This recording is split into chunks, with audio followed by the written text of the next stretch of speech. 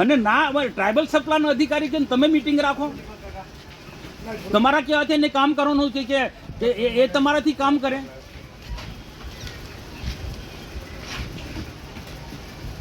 પણ મને બતાવો, મિનિસ્ટરે તમને કીધું હોય તો મને પત્ર બતાવો. કાં તો પછી એ મેડમ ટ્રાઇબલ સપ્લાયના અધિકારી કે તે કલેક્ટરે તે પ્રકારે કામ કરવાનું માનવાનું છે. તમારે પ્રભારી મંત્રીને તમારે પૂછવું જોઈતું હતું. ના હું નહીં, તમે મિટિંગ જ કેમ ખોટી રાખીને અમને કેમ જાણ ના કરી? પહેલા તો એ ખુલાસો કરો.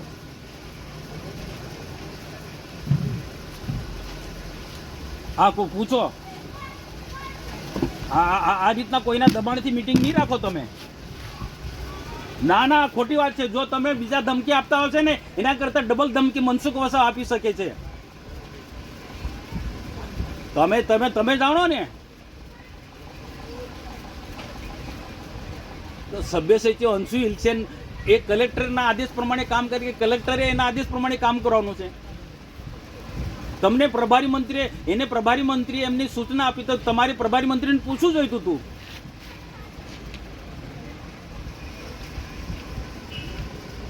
હા તો હું કીધું ફરી મીટિંગ રાખો એવું કીધું. હા તો સુધારા વધારા વાત બરોબર છે. એક પરંપરા છે કે સુધારા વધારે અધિકારીઓ બેસીને સુધારા વધારો કરવાનો હોય. પદાધિકારીને બધા નથી બોલાવવાના હોતા.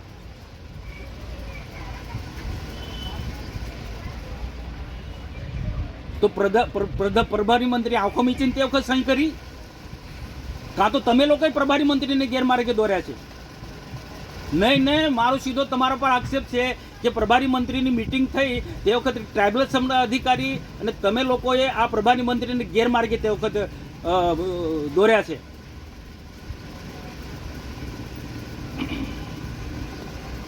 હા હા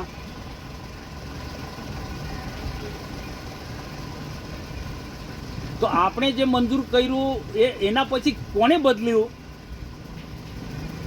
ના બદલી, કોઈ ના બદલી શકે. એક વખત પ્રભારી મંત્રીની અધ્યક્ષતામાં મિટિંગ મળે જિલ્લા કક્ષાની, પછી કોઈની તાકાત નથી કે કામ બદલી શકે છે.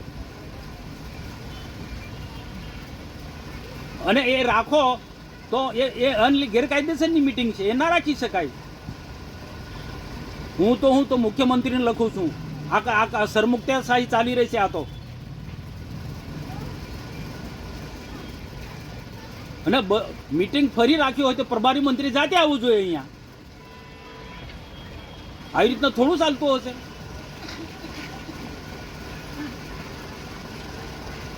તો એને જ માને. પ્રભારી મંત્રીએ મીટિંગ રાખી, બધા ધારાસભ્યો સંસદ બધા જ હતા અને એમાં પછી કોઈ ફેરફાર નહીં થવો જોઈએ.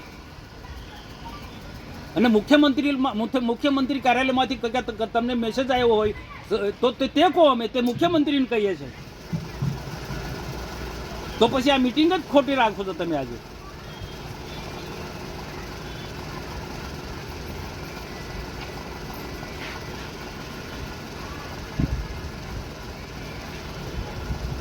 અરે પણ એ જ રાખવાનું હોય સાહેબ. મારી વાત તમે સાંભળો.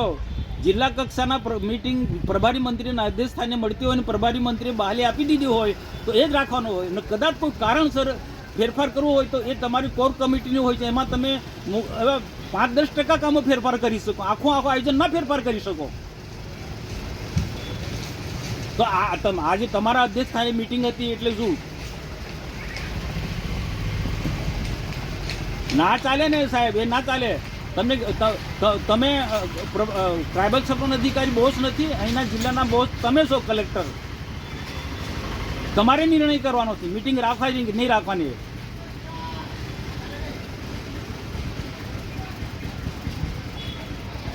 કશું ના, પણ તમે મીટિંગ બધા જ લોકો હતા. જિલ્લા પંચાયતના પ્રમુખ હતા, દર્શનાબેન હતા, ચૈતરભાઈ વસાવા બધા જ હતા.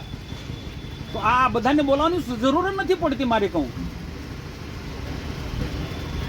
આ મીટિંગ જ તમારી ગેરકાયદેસરની છે. અરે જે પ્રભારી મંત્રીએ જે ફાઇનલ કરવું એ જ હોવું જોઈએ, કોઈ ફેરફાર ન હોવો જોઈએ. હા હા હા.